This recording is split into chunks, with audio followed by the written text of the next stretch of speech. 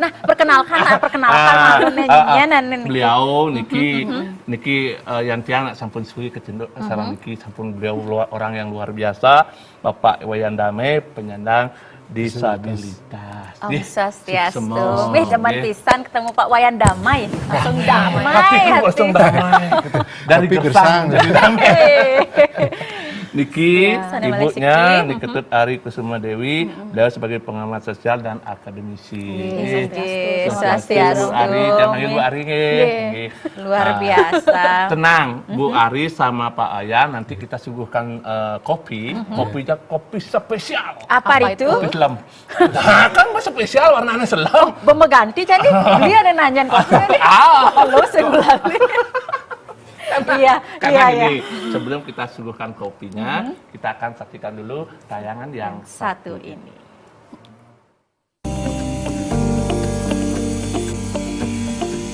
Penyandang disabilitas seringkali menghadapi tantangan besar dalam hidupnya yang membuat mereka merasa terpuruk. Dukungan dari berbagai pihak seperti keluarga dan masyarakat memegang peranan penting bagi mereka untuk bangkit.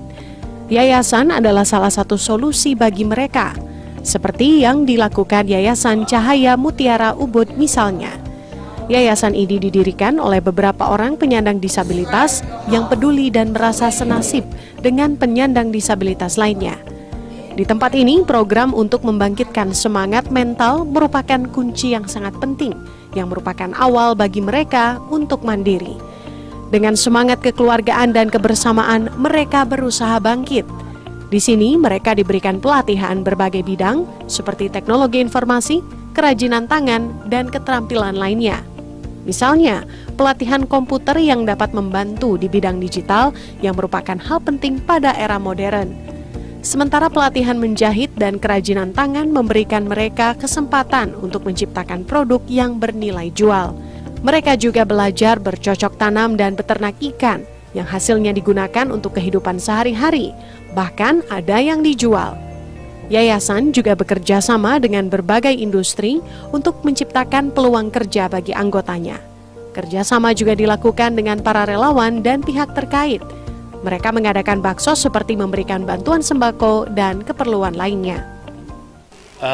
Teman-teman sih sangat motivasi karena pertama saya ke sini, saya melihat semangatnya luar biasa. Semangatnya ingin hidup mandiri itu luar biasa. Jadinya saya walaupun dulu pernah saya non-disabilitas mandiri, tetapi saya sudah jatuh ke disabilitas kan tidak mandiri lagi. Jadinya saya termotivasi dengan teman-teman di sini karena semuanya semangatnya luar biasa. Pernah saya lihat tuh punya sespan itu ada yang bekerja seperti itu. Saya terpaculah diri saya untuk mengikuti mereka. Semangatnya saya tiru, menjadikan motivasi dalam diri saya untuk maju dan maju terus seperti itu. Awalnya sih bosan di rumah ya, setelah itu saya melihat juga di sosial media bahwa teman-teman disabilitas itu bisa melakukan apa saja, kenapa saya tidak? Akhirnya saya gabung di yayasan ini dan di sini saya banyak mendapatkan kemajuan seperti awalnya tidak bisa komputer, akhirnya saya bisa komputer dan membantu juga pengurus di sini untuk bekerja di kantor mengurus bagian keuangan. Banyak hal lainnya diajarkan di sini seperti bernyanyi, bermusik, dan menari. Mereka juga sering diundang dalam berbagai pementasan seni. Melalui berbagai program inovatif dan dukungan dari berbagai pihak, diharapkan akan terus mendukung kemandirian anggotanya dan menciptakan perubahan yang positif untuk menyongsong masa depan yang lebih baik. Nah, Pak Yan, tadi melihat tayangan yang barusan, yang merasa betul-betul di luar sebuah ekspektasi ketika yang melihat teman-teman disabilitas begitu semangatnya, begitu memiliki sebuah keyakinan diri, kepercayaan diri yang luar biasa. Jadi tentunya tidak mudah menurut Tiang untuk mendapatkan senyum-senyum beliau yang tadi itu penuh dengan antusiasme dalam kehidupan tidak mudah. Boleh nggak Pak Yan bercerita bagaimana Pak Yan dan teman-teman disabilitas Niki betul-betul sampai saat ini bisa semandiri seperti ini? Tentunya perlu proses yang panjang. Bisa? Iya, betul. Mungkin sedikit cerita ya. Jadi banyak juga nggak apa-apa, sudah siap nih.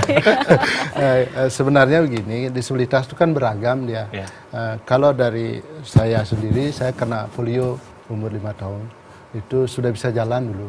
Tapi saya disebut dengan tunadaksa kalau bahasa ininya. Jadi memang prosesnya itu berbeda, caranya mendiri dan bentuknya juga berbeda. Karena memang untuk mencapai kemandirian itu sangat luar biasa susahnya. Jadi susah senangnya istilahnya kayak gini. Kalau apalagi kita tinggal di kampung yang tidak ada akses kamar mandi, kursi roda juga belum ada di zaman itu.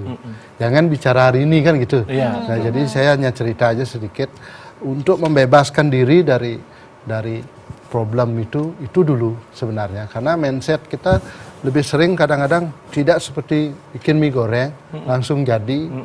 Nah, sampai hari ini saya bisa bicara di sini, ngomong di sini, itu tidak semudah ini gitu.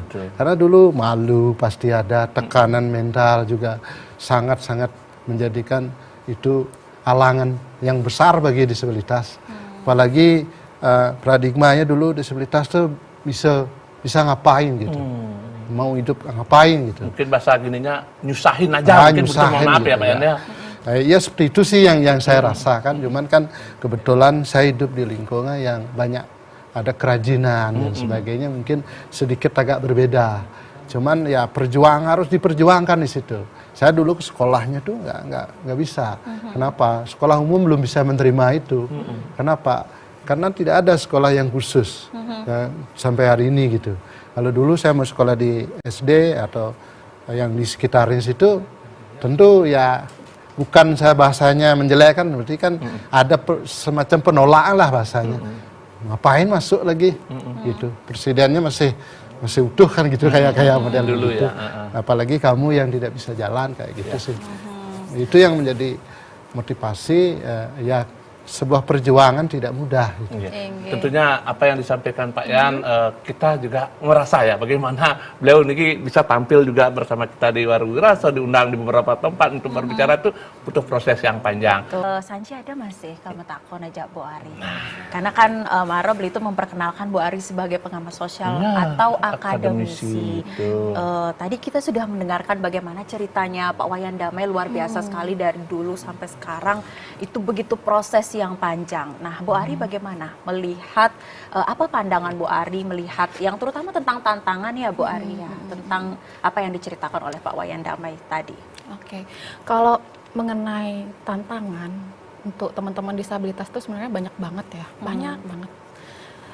Terutama kalau boleh saya menggarisbawahi adalah aksesibilitas yang fisik maupun non fisik gitu ya. Kalau kita misalnya mau rinci lagi, misalnya aksesibilitas fisik itu ya kita lihat infrastruktur, transportasi, lingkungan gitu ya. Apakah memfasilitasi teman-teman misalnya seperti Pak Wayan mau di trotoar tuh gimana, ada ini enggak yang landai itu enggak gitu ya misalnya.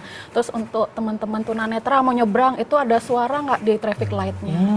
Itu kan akses. Seandainya akses itu ada, kan mempercepat kemandirian atau apa, memproses sesuatu. Jadi kayak efektif aja gitu.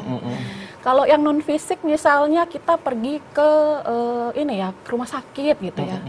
Mencari informasi gitu ya. Misalnya teman-teman tuli bisu gitu, dia ke rumah sakit mau periksa gitu ya. Tapi nggak ada yang ngerti bahasa isyarat.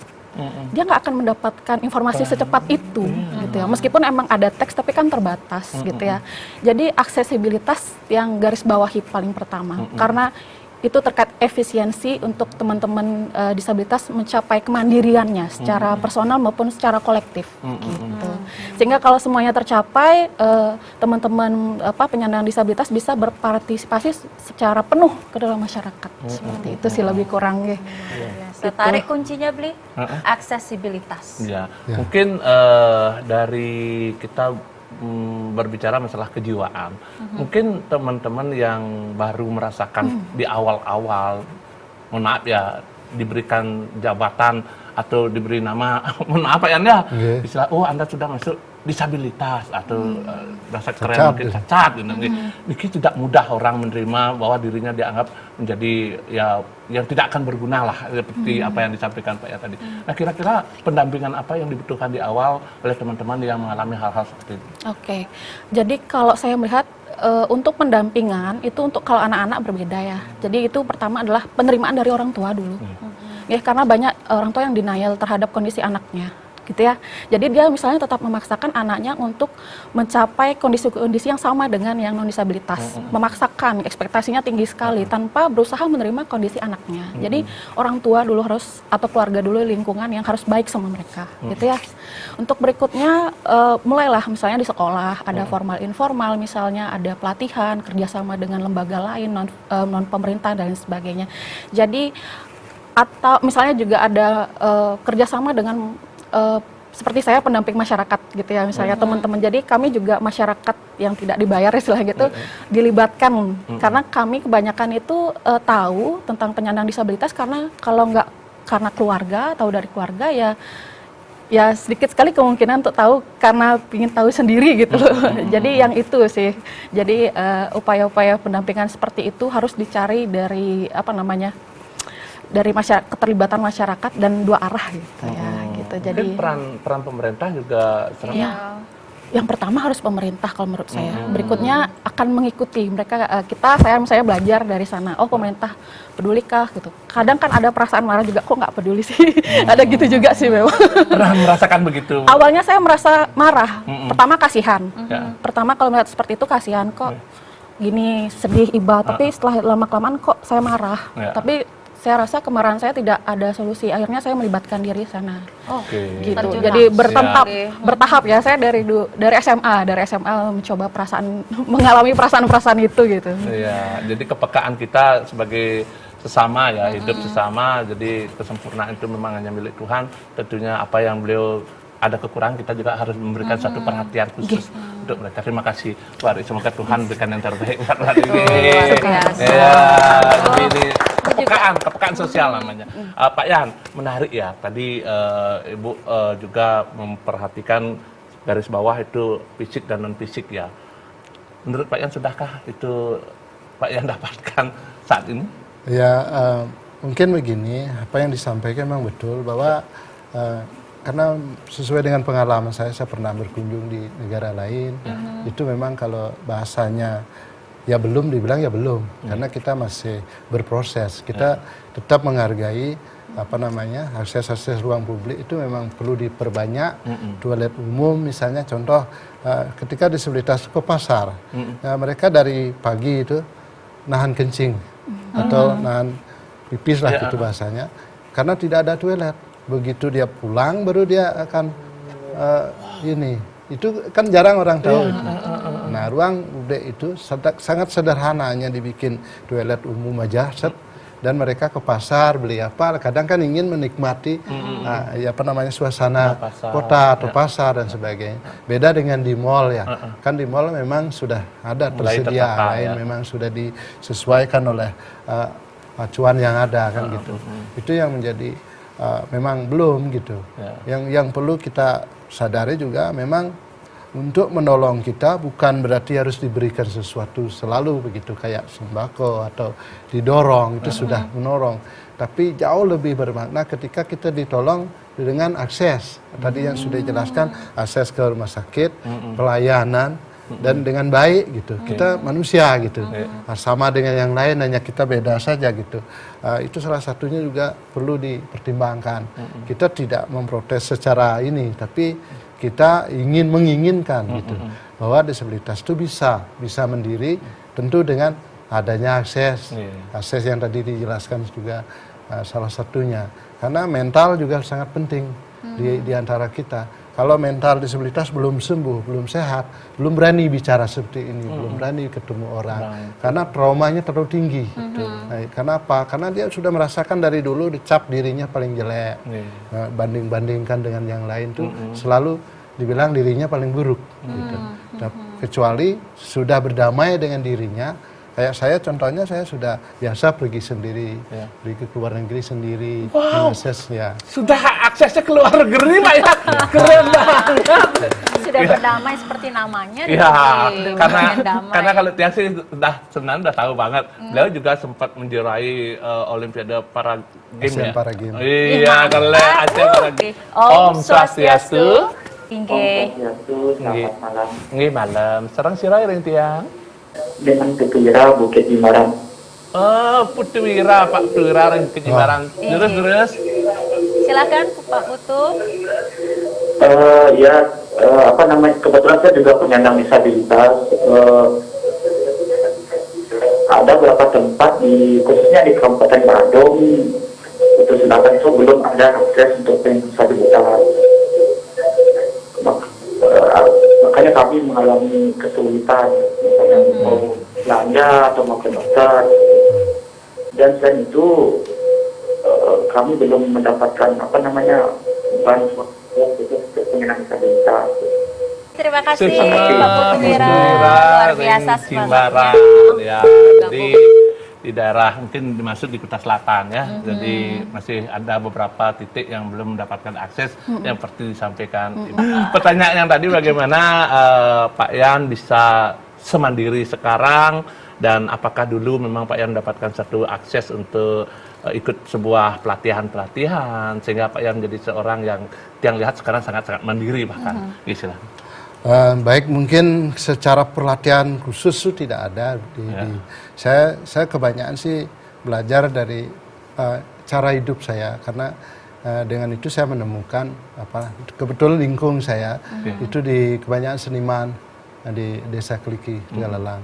Di sana tuh banyak bikin kerajinan. Saya kebetulan pelukis juga. Oh, pelukis? Ya, saya pelukis dari kecil. Jangan dilukis wajah saya, pasti akan berat. Siap nanti. Nah, jadi dari lingkungan juga orang dibentuk. Nah, ini tergantung sih, tadi saya sudah jelaskan, mungkin setiap disabilitas itu beda gininya. Karena ada lingkungan yang hidupnya di panggung, akses tidak ada tuh, apalagi tidak ada akses internet dan sebagainya, itu lebih menyedihkan lagi gitu kan. Kebetulan kalau saya dekat-dekat dengan Ubud juga, Tegalalang kota kayak gitu. Beda situasinya, cuman memang keterampilan itu sudah secara otomatis saya bisa, karena ujung-ujungnya gini masalahnya. Saya perlu belanja, saya harus kerja, saya ngamplas. Pokoknya semua kerjaan saya lakukan, karena itu motonya bahwa disabilitas harus banyak punya skill, karena tidak cukup hanya satu saja. Ketika kita punya skill satu saja, nanti kita kalah saing dan kita ketinggalan. Nah, setidaknya yang lain masih bisa kita kerjakan. Ketika saya bisa melukis atau bisa bikin ngerot atau patung dan sebagainya, itu udah salah satu modal bahwa disabilitas harus punya kelebihan lebih lagi gitu. Apalagi saya ikut atlet, saya secara tidak langsung itu seperti itu. Secara keterampilan khusus saya hanya dulu saya pernah di Jogja aja. Saya mendalami lukisan. Itu saja sih yang menjadikan. Tadi terkulik dikit bahwa Pak Yan juga seorang atlet. Boleh diceritakan atlet apa, Pak Yan? Kebetulan saya sebenarnya banyak saya bisa. Awalnya saya ngajar. Saya ikut dulu kerja sama tamu namanya Pak Roni dari Bali Sport. Itu kebetulan saya jadi karyawan di sana. Saya pernah kerja sama orang asing. Nah, jadi kebetulan saya sering keliling ngajar basket, ngajar kalau nyari atlet saya di keliling Bali, bahkan di Timor Leste, ke Sulawesi. Di sana saya ngajar wheelchair basketball.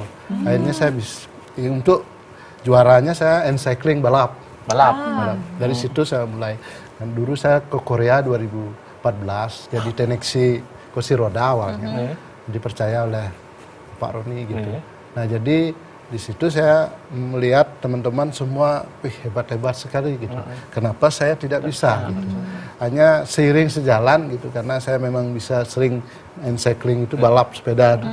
Jadi keliling Bali, kita 4 hari kita keliling Bali, tidur di Amet, di Singaraja dan sebagainya, keliling Lombok dan sebagainya. Itu akhirnya saya sering di depan terus gitu. Akhirnya secara tidak langsung bahwa umur saya sebenarnya nggak jadi atlet gitu. Tapi karena di Indonesia belum ada atlet cycling, satu-satunya ada di Bali. Dan alatnya juga ada di Bali. Karena kebetulan teman saya dari Prancis itu yang meminjamkan. Wah, keren, temannya bilang-bilang dari Prancis, bro. Ke Korea dan juga. Akhirnya saya juara di Kuala Lumpur 2017. Juara berapa dapat? Saya juara 2 dan juara. Ini loh semangatnya. Ini yang sebenarnya. Beliau tidak menjadikan kekurangan beliau adalah satu bahan untuk menyerah, tapi menjadikan satu semangat untuk lebih baik lagi. Betul sekali. Luar Terakhir biasa. 2018 2018 di ASEAN Para Games di Jakarta. Dapat juara lagi. Dapat juara. Makanya bisa dibikin kubu sedikit. Wah. Oh, inilah inovasinya luar biasa sekali. Motivasi yang gila nih, betul benar-benar. sekali. Dan apa yang Pak Yan lakukan selain tadi ya udah ada hasil rumah ya. Kalau tidak salah saya dengar Pak Yan sudah mendirikan beberapa yayasan kalau nggak salah ya. Ya. Pak? Betul ya Pak Yan? Kebetulan awalnya kan gini, dari kegelisahan saya bersama teman-teman sih. Dulu saya karena lama di Jogja, di Yakum Jogja gitu. Di situ kan saya melihat kenapa di Bali tidak bisa kan begitu. Nah kebetulan saya juga pernah di yayasan, saya pernah ikut lah di sekolah di SLB. Nah itu awal mulanya SLB, dan saya pernah sekolah di EPAC di Jimbaran. Itu menjadikan motivasi saya lebih tinggi. Nah, waktu SD saya juga juara lukis di tingkat nasional, juara 2 tingkat nasional. Wih, Itu yang memacu juga. Keren banget prestasinya Pak Yan.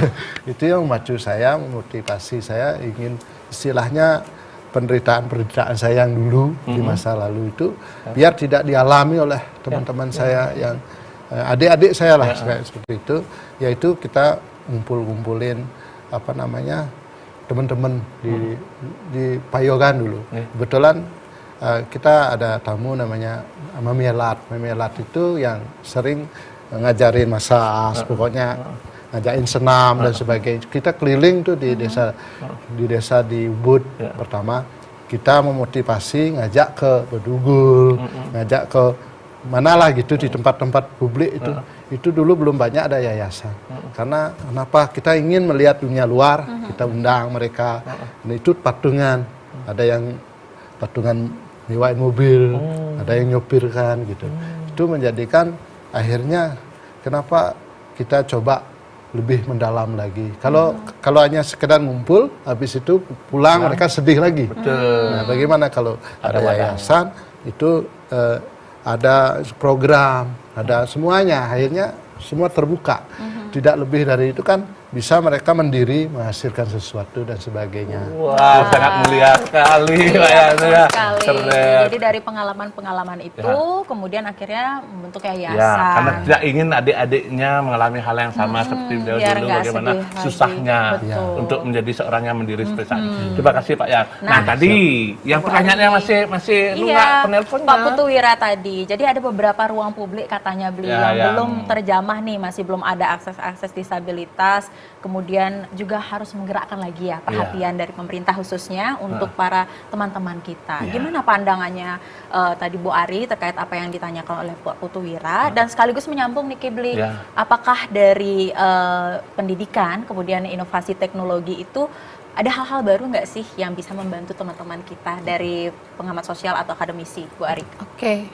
Kalau untuk aksesibilitas khususnya di Badung ya, Kabupaten Badung tadi ya, sebenarnya menjadi PR sangat besar ya, apalagi Badung itu kan pariwisata dan sebagainya. Kita kan kalau menggalakkan aksesibilitas sebenarnya malah bisa menggait pariwisata secara global, nasional maupun global. Bahkan mereka yang disabilitas, karena banyak saya melihat teman-teman disabilitas itu nggak bisa berwisata. Nggak akses tempat wisata, mau ke pantai gimana caranya? Ya, tidak ada akses ke pantai. Itu kan, jadi yang seperti itu tidak bisa menikmati. Jadi mungkin nanti bisa dibahasakan bersama teman-teman organisasinya atau teman-teman kelompoknya, atau juga bisa mencari pendamping masyarakat. Bahasakan di sana, bisa mencari Dinsos Kabupaten Badung dan lanjut ke Dinsos Provinsi Bali. Karena sejauh ini saya juga mendampingi teman-teman tunanetra untuk mereka audiensi dengan mereka dengan Dinsos gitu ya, untuk mendapatkan bansos, ada Kesbangpol juga mereka menawarkan ini ada, silakan ajukan proposal dan anggaran. Jadi kita diberikan kesempatan untuk itu. Mungkin saja yang menjadi kendala di sini adalah informasi itu. Ya, tadi aksesibilitas informasi itu, yang non fisik jadinya kan, tentang mungkin nanti Bu Ari bisa mendampingi itu. Bisa. Mudah-mudahan nanti ada akses untuk ke sana Bu Ari ya. Iya, betul. Kalau untuk tadi teknologi ya. banyak orang yang masih belum percaya bahwa misalnya teman tunanetra itu bisa main HP ya, gitu ya. Tunanetra itu bisa mengoperasikan laptop ya. Oh jangan salah, mereka sudah sampai menjadi novelis. Oh iya? Ya, mereka ada yang membuat novel. Iya, yang menjadi penulis. Iya. Dan teknologi seperti itu memang butuh waktu ya dari lama kan. Mungkin zamannya Pak Damai dulu masih belum ketemu ya. Belum, makanya tadi saya bilang bahwa di zaman saya bilang ini syukur teman-teman di hari ini masih gadget sudah mulai mengarah ke perkembangan dan sebagainya. Inovasi yang kita temui hari ini kan hasil perjuangan Pak Damai dan teman-teman. Betul. Sampai sekarang kita juga harus bicara sehingga mungkin 10 tahun, 15 tahun lagi hal-hal seperti ini bukan hambatan gitu ya. Kalau ada, saya lupa di negara mana itu, misalnya kalau bahasa isyarat tuh, misalnya di sini bahasa isyarat hambatan untuk berkomunikasi dengan teman-teman tuli bisu, tapi di negara mana saya lupa, maaf, itu nggak ada masalah gitu. Mereka biasa aja menikah dengan disabilitas dan non disabilitas karena memang semua menguasai bahasa isyarat. Jadi kan nggak ada hambatan. Bukan hambatan jadinya kan gitu. Maksudnya tidak ada minoritas bahasa. Di sini kan katanya bahasa isyarat itu minoritas bahasa. Karena orang tidak tahu bahasa isyarat, makanya orang yang tuli bisu jadi terpinggirkan gitu. Karena kitanya nggak tahu bahasa isyarat gitu loh misalnya. Jadi hal-hal seperti itu. Tapi perlu digaris bawahi misalnya pemberian ini ya, ada contoh tongkat adaptif ya. Jadi teman-teman tunanetra itu misalnya dapat bantuan tongkat adaptif yang ketika misalnya dipakai jarak beberapa senti gitu, misalnya ada benda, ada air, ada api, dia bunyi. Ada sensor. Itu kan menarik ya, wah keren ada sensornya gitu ya. Tapi sekarang yang harus diperhatikan adalah itu noise, mengganggu. Nah itu nanti ditingkatkan bagaimana caranya biar dia tidak terlalu membuat ribut teman-teman tunanetra itu. Bingung deh, suara apa nih kok semua bunyi gitu. Gimana kan jadi terhambat jalannya. Inovasi udah bagus, tapi mungkin lebih dikritisi bagaimana penggunaannya, ditanyakan lagi penggunanya apakah sudah memang sesuai sama kebutuhan. Kadang kan itu ya, kayaknya keren banget udah ngasih ini sejumlah sekian gitu, tapi ternyata pas dipakai nggak bisa, malah disimpan di lemari gitu misalnya. Jadi mubasir juga. Mubasir jadinya. Jadi itu banyak ya, membantu, itu banyak tapi sekali. Akhirnya tidak tepat sasaran untuk apa yang bisa digunakan oleh teman-teman disabilitas ya. Oke, ternyata tidak terasa kopinya sudah mendekati 200. Pokoknya harus setiap segmennya. Tapi saya syukur, saya sangat senang mendengar Pak Yan sama Bu Ari hari ini. Mudah-mudahan teman-teman yang nonton juga di rumah ya, jadi tambah semangat, tambah percaya diri, berani berbicara di publik, berani ketemu orang, dan yakinlah bahwa semuanya akan lebih baik lagi. Ya. Nah, tadi juga sudah disinggung masalah teknologi ya. Ternyata di luar dugaan teman-teman yang mengalami hal kayak tunanetra tadi sudah bisa main laptop, bahkan sudah bisa bikin novel ya melalui teknologi. Nah, mungkin ke Pak Yanki. Pak Yan merasakan dampak teknologi sekarang ini untuk teman-teman disabilitas, dan mungkin Pak Yan punya satu pemikiran ke depan apa yang dibutuhkan teman-teman melalui kemajuan teknologi. Pertama kan memang sangat bagus sekali ada teknologi itu, karena kita sesuai penggunaannya sekarang bisa menjadi negatif juga. Satu, kalau saya sih dulu waktu bikin bonsai saya jualnya di online. Itu salah satu keuntungan. Di marketplace kayak itu kita jual nih foto bonsai, dan itu sangat berguna sekali untuk teman-teman disabilitas, terutama kan tadi saya sudah bilang disabilitas itu beragam. Kalau kayak saya masih masih ada ini, masih bebas ya tangan, bukan bilang saya lebih bagus dari mereka, tidak. Tapi kayak tadi ada teman kita tunanetra butuh sensor yang ini, itu juga harus ada teknologinya kan begitu. Ke depan sih yang lebih bagus juga ada motor yang istilahnya bisa dibeli oleh disabilitas itu sesuai dengan kebutuhan, mungkin dealer itu atau yang kayak yang otomotif kayak seperti itu, biar motivasi lah istilahnya, memodifikasi bagaimana disabilitas itu bisa ada akses. Dengan ada akses mereka jauh bisa mandiri, bisa kerja misalnya mana. Kalau nggak ada akses kita masih minta pertolongan, misalnya nunggu orang lagi kan itu telat kita. Nah itu salah satu juga teknologi itu penting sekali didaya gunakan untuk teman-teman disabilitas, dikembangkan lagi supaya semuanya sesuai dengan harapan adaptif misalnya kayak gitu. Semua pengguna gitu. teman-teman disabilitas lah kayak gitu. Itu yang paling penting. Detail sekali ya perhatiannya Pak Wayan ini untuk semua hal yang dibutuhkan memang dari teman-teman kita ya Pak. Karena kita jauh ketinggalan sebenarnya. Karena kalau di luar negeri sudah ya langkahnya sudah jauh sekali. Contoh seperti kebiasaan nih. Kalau saya di airport tuh secara logiknya begitu melihat kursi roda dia sendiri bukakan jalan. Wheelchair first gitu.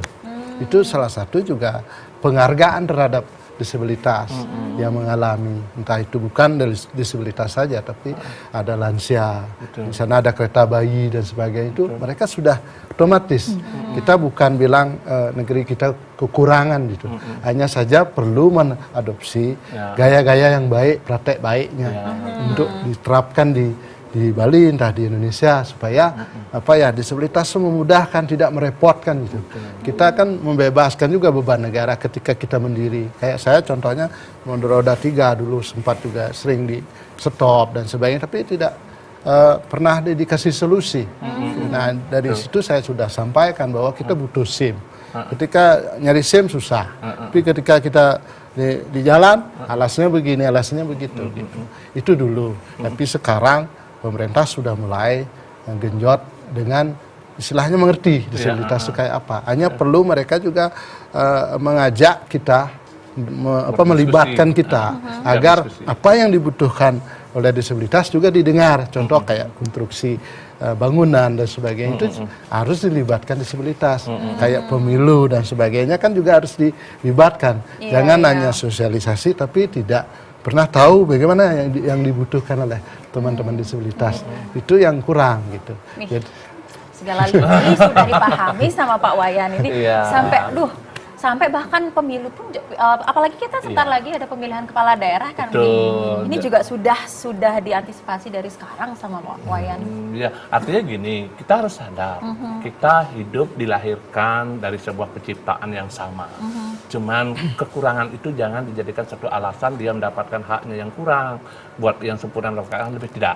Kita sebenarnya memiliki hak yang sama. Betul. Dan bagaimana kepekaan kita juga memberikan hak-hak yang sama kepada teman-teman yang mengalami disabilitas. Luar biasa, hebat. Dah pilih belikan ini. Dan marah dia ngotot pilih nih belinya kan nyata gitu. Cuma beli di warung Wirason. Oke, jadi Sanji ke Bu Ari nih terkait dengan apa yang sudah disampaikan luar biasa jelas sekali nih Bu Ari. Nah saat ini program apa sih yang lagi digalakan, yang sedang dicanangkan atau hal-hal yang dipersiapkan khususnya sebagai pendamping ya? Enggalan telah waktunya di pangman informasi. Jadi Mbak One, apa yang sedang digalakkan saat ini, Bu Ari? Kalau saya personal ya sebagai pendamping yang muncul dari masyarakat, itu teman-teman disabilitas membutuhkan kolaborasi ya.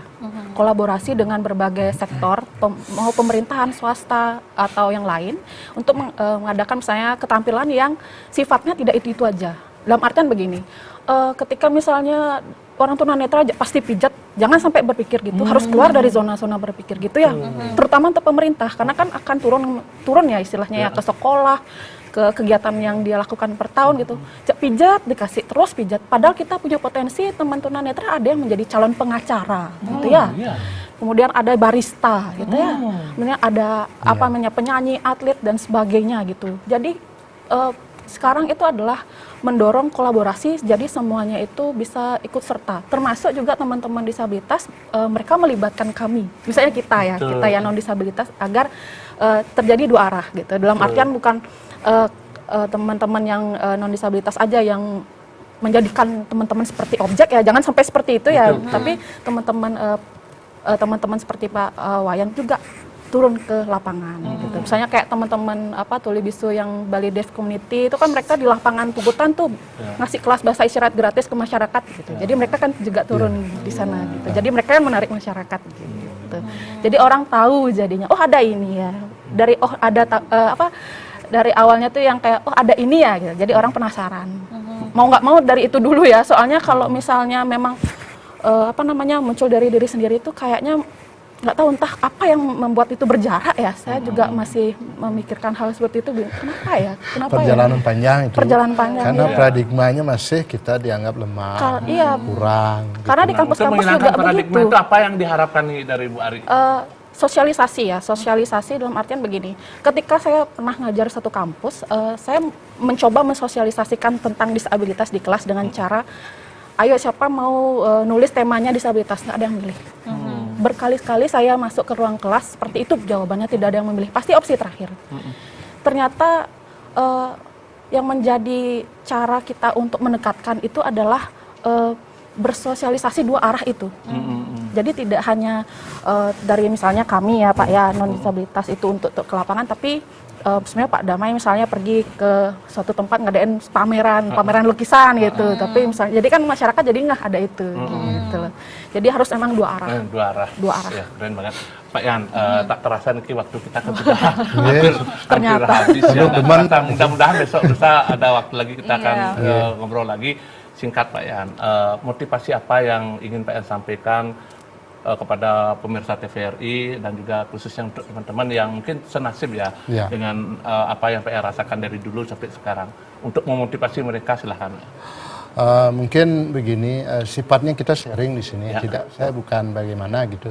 Yang jelas disabilitas harus punya kualitas, satu integritas. Kita jangan pernah istilahnya menjual kekurangan kita. Itu salah satu juga menjadi kita tidak akan bisa mengubah masyarakat atau semuanya.